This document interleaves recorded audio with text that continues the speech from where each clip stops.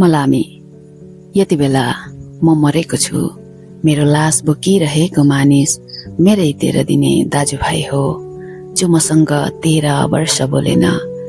अर्को छ मेरो लास बोक्न पालो कुरिरहेको। ऊ घर जोडिएको छिमेकी हो, जसको मन मसँग कहिल्यै जोडिन मानेन।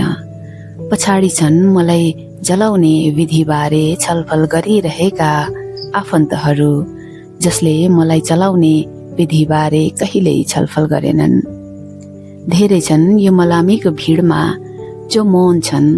कसैले चलन निभाइरहेका छन्, कसैले चलन निभाइरहेका छन्।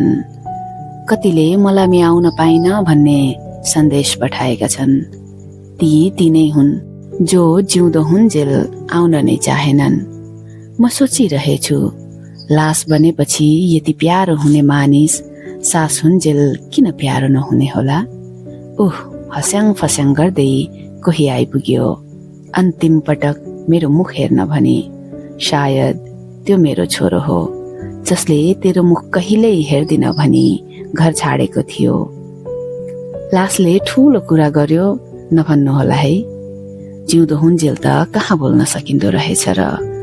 बेवारिसे मरिन्छ कि भन्ने डरले पनि। मरियो हजुर, शानदार मरियो। बाँचुन्जेल जसरी बाँचे पनि। खोइ त तपाईँको फुलबुट्टे श्रद्धाञ्जली। छुट्नुहोला नि फेरि।